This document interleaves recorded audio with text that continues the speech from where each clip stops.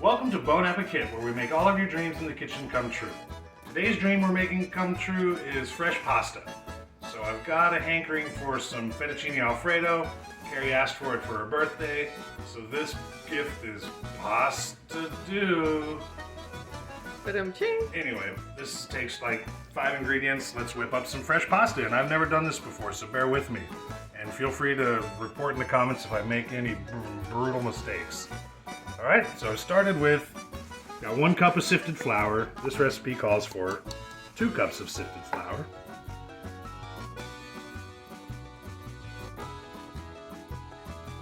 That being done, it also calls for 3 eggs, a tablespoon of olive oil, and a teaspoon of salt. So, some people start this in a bowl. I'm just going to go with the rustic method where we have our mountain of flour. We're going to make a well. You want like an egg volcano happening over here. I've learned a new method. Cracking your eggs on the shell evidently is a no-no. So we're going to crack our eggs on the countertop. And that means that they're less likely to leave shards of egg shell. Anyone think that's a great idea? Mm-hmm. And so far, it's very effective.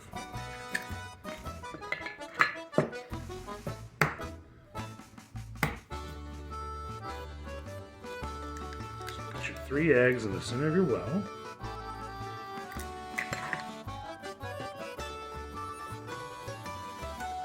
Vibrant colors. It's those pasture-raised eggs, man. Nothing can really compete. Those fresh, organic, pasture-raised eggs.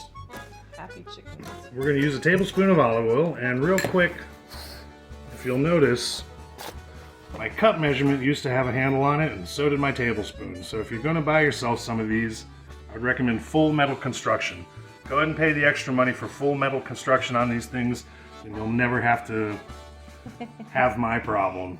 So if anything about this show is you not having the problems I experienced, let that be one of them. So we're going to add just a tablespoon of oil to that. Catch this in the flour. Oh, that's why some people use a bowl, but the reason I wanted to do it this way is because it looks fun. It looks fun. You get to make a mess and nobody can blame you. Alright, on that note, we're making a big mess. Crank out about a teaspoon of fresh ground salt. And I'm just going to mix this together. Break those yolks. Get it mixed in with the flour, slowly incorporating until we have what we call a shaggy dough.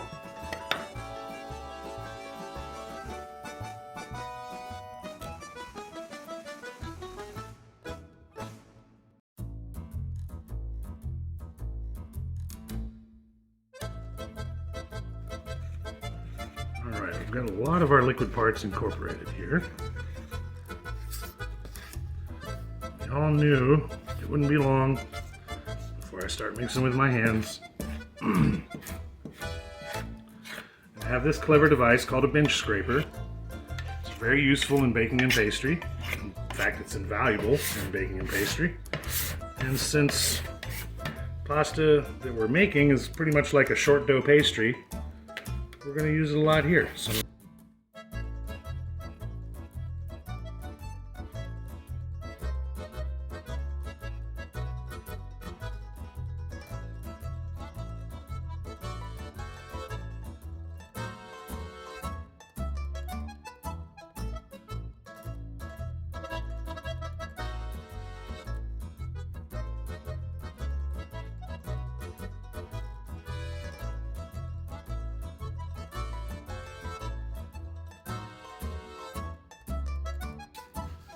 as you're working this, keep rolling it around to pick up all that extra dry ingredient that you're leaving everywhere. Yeah, this is...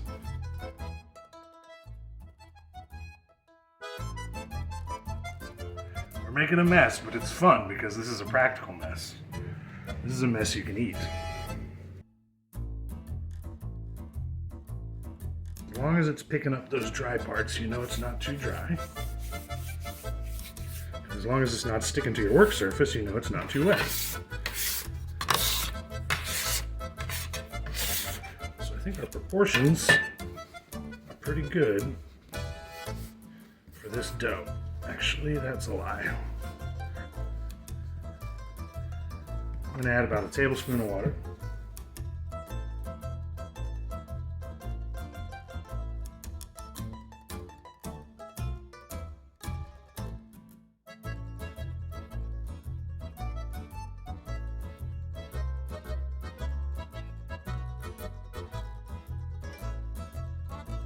That's too sticky, of course. So I'm gonna add a little more flour. And these are things you just practice. You live, you learn. Like I said, I've never done this before, so let's learn together. I'm excited to show y'all what we come up with. Getting a nice uniform dough here. And the recipe says to knead it for 10 minutes. So I'll be over here kneading the dough for 10 minutes. The reason I'm using this recipe is because it doesn't require a machine. It just requires some good old-fashioned elbow grease. You'll see it's no longer sticking, and it's got a moist texture, clay-like texture. So that's what we're going to play with for the next minutes.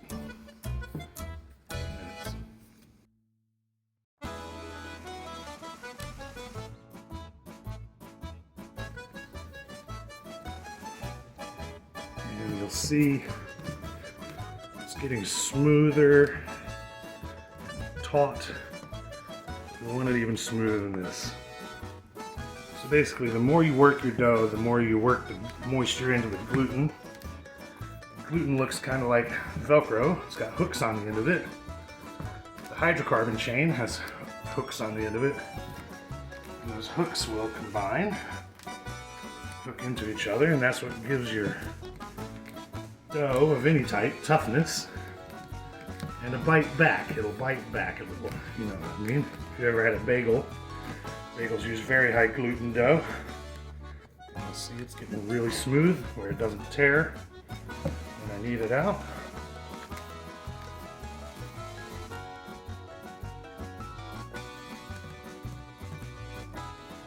The thing that concerns me about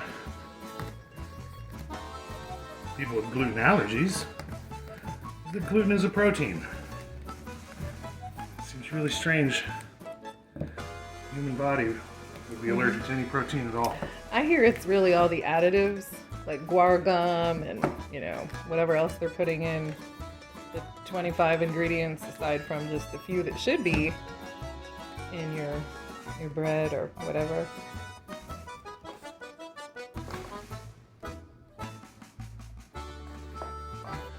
I've heard that gluten intolerance, aka celiac disease, could simply be the body's response to the glyphosate that we use when we grow the wheat. The wheat's not being cleaned to a degree that will remove those Monsanto's best sellers, I'll say. Oh man, can I say that on YouTube? I don't even know. One more minute of this bite. That's what she said. You'll feel it really come together. That's what he said. You'll feel it really come together in the last few minutes. So we're gonna ball this up.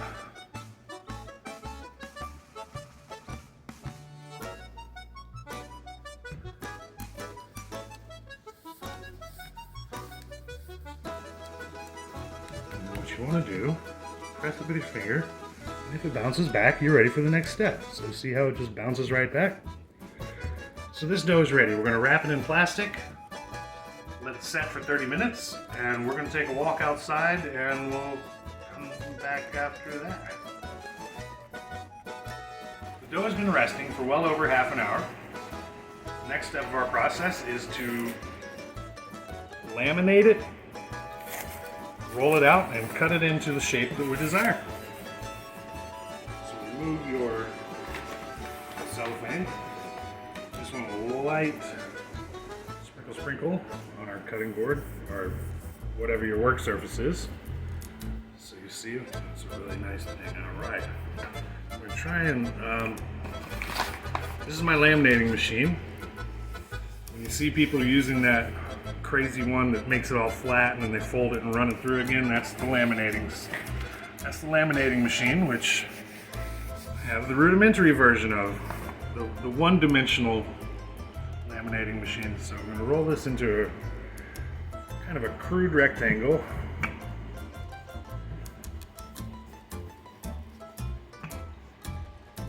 And then we're going to fold it by thirds. So fold 1/3 in, 1/3 in, and roll it out again.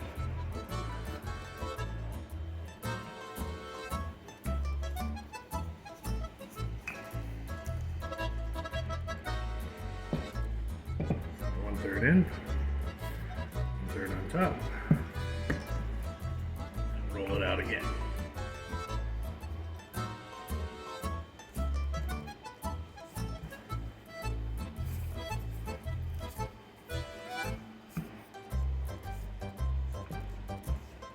Is that 2 or 3 times? Sure. I think it was 3. I think that was 2, so in case it was, we're going to fold 1/3 in, 1/3 in, roll it out again.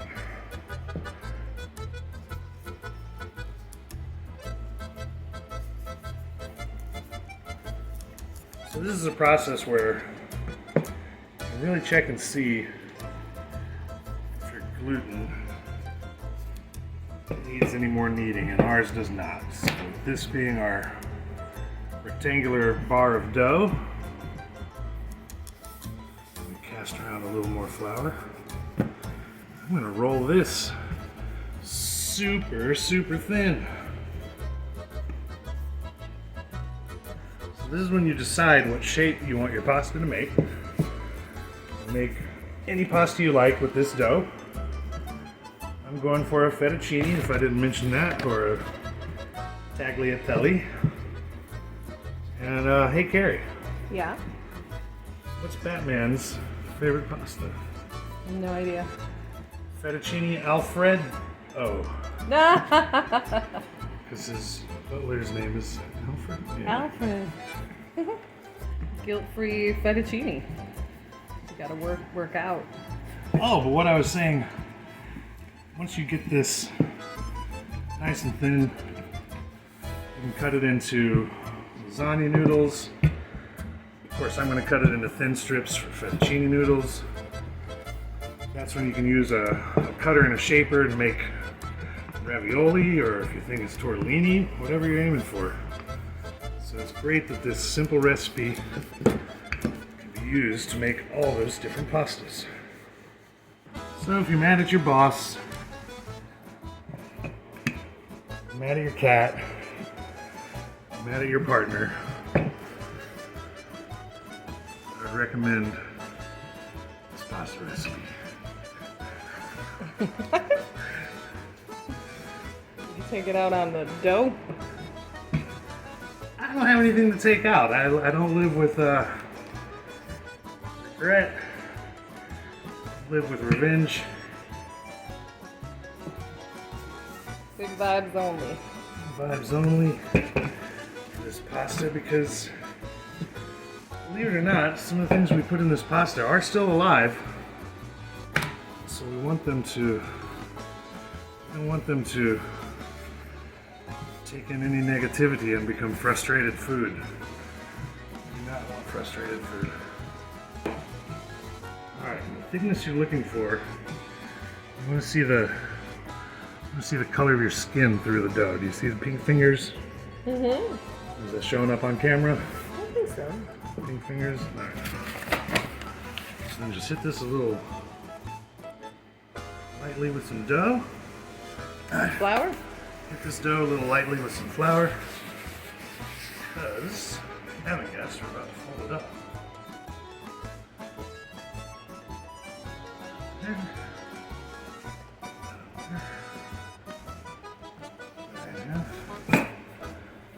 then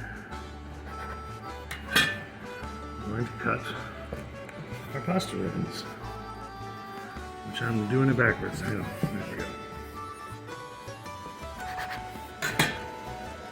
So what do you think of that? Woohoo! Pasta!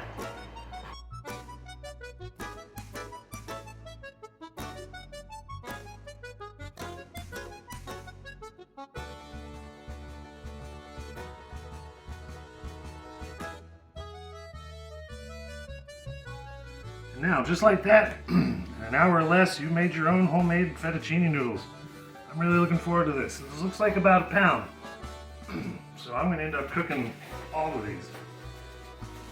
But if you want to store them, just sprinkle them with a little dusting of flour anyway, just so they don't stick together as they sit there. And this would be a good time. You can just portion them up, something like this. Bag them, freeze them, refrigerate them. These are good to go. I'm doing this to make it easier to get them all in the pasta water at the same time. And because this is fresh pasta, tonight it's only going to take about 2 or 3 minutes on a high boil to get to where we want to eat it. And I'm about to spin around and make a nice Alfredo sauce for our next video. I really hope you try this recipe at home and let us know your experience in the comments below. As always, thank you for choosing Bon Appetit. God bless and good night.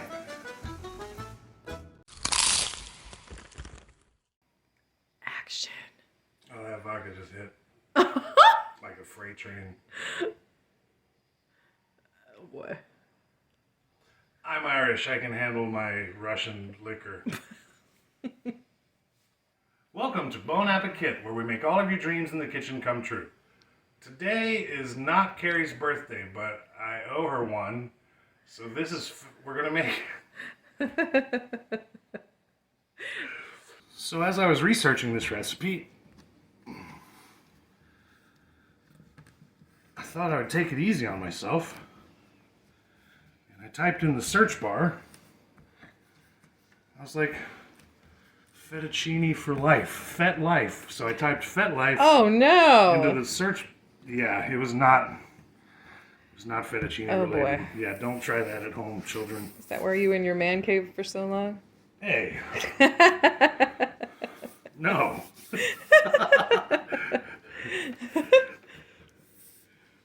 Why, Carrie? Do you want us to... Next.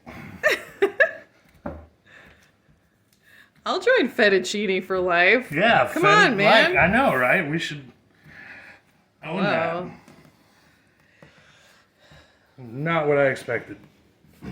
Yeah, you'll have to forgive me my flesh wounds. Followers of the channel will know we adopted a kitten this month. His fight training has been ruthless on the both of us. But we want him to learn martial arts in case he gets bullied in the wild. What's going on? Raw eggs? Did you just wake up? Yeah, that's our little pooper.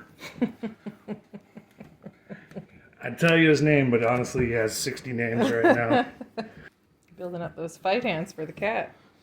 Well, that's true too, but what we're building up is the gluten structure of the flour. Gluten is a protein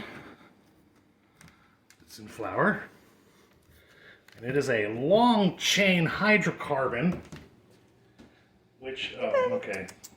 Hi. So much for my science demonstration. The cat gets... Key, I'm not making cat food right now. Maybe next week we'll do kitten cacciatore. I always threaten him with kitten cacciatore. I feel free to talk smack to the cat. You know why? Because he has no idea what I'm saying. You say tomato, I say tomato. That'd be a good song. You say potato, I say potato. Tomato, tomato. Potato, potato. Let's call the whole thing off. That's a fat one. That one's mine. It's my tapeworm noodle. Really hope you try this recipe at home. It's hot. I can't say that again.